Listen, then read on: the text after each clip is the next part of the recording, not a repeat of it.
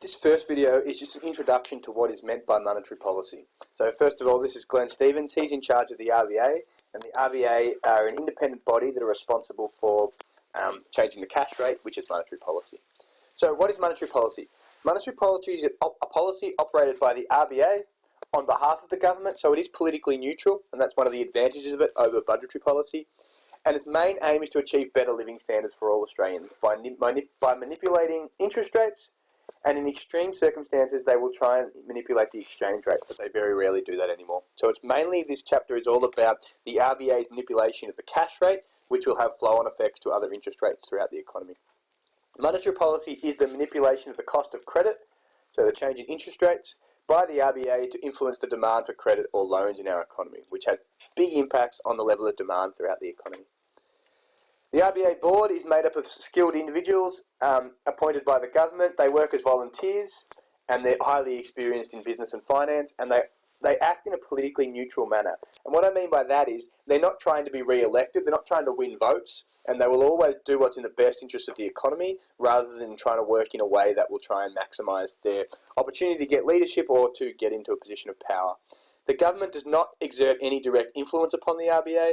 The RBA is politically neutral and, as I said, will always do whatever's in best interest of, or what they think is in the best interest of the economy.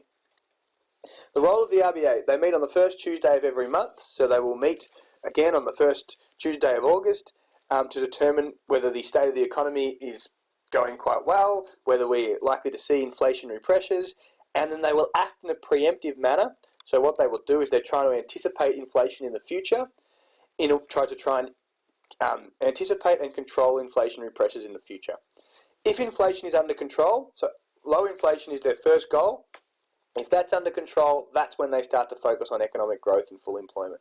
But their first goal, or their medium-term goal, is to keep inflation under control. The medium-term goal for the RBA. The RBA's medium-term goal is to achieve stability of the currency. Whenever you see that term, it's not talking about the value of the Australian dollar, it's talking about inflation. It's talking about prices not going up too quickly.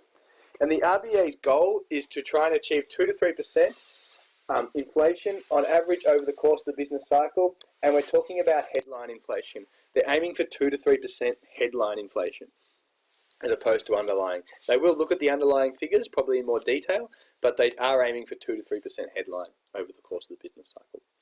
Once inflation is achieved, the RBA will then focus on other things like full employment and economic growth, but not if it comes at the expense of high inflation. Why 2 to 3% inflation? Well, 2 to 3% inflation is good because it helps to create jobs. Inflation above 3% makes us less internationally competitive, and it also erodes the purchasing power of families and leads to less spending in the economy, and that can cause a lack of jobs. Excessive inflation can also cause bracket creep, where people get pushed into higher tax brackets. Again, that reduces their real disposable income. High inflation causes uncertainty because people are worried about whether their businesses are going to stay competitive. Businesses are less likely to invest, and therefore that can lead to uncertainty within the economy. It can also help to protect savings because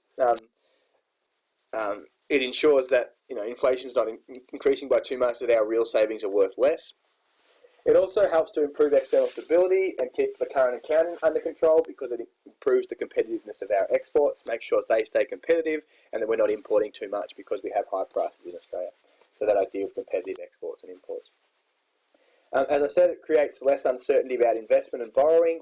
So when there's a high level of inflation, businesses are less likely to borrow because they're worried that, one, they're going to generate less sales in the future because they're less competitive, and two, they're worried that high inflation often leads to high interest rates, which can again increase their cost of borrowing and reduce their incentive to be in debt and therefore their incentive to invest.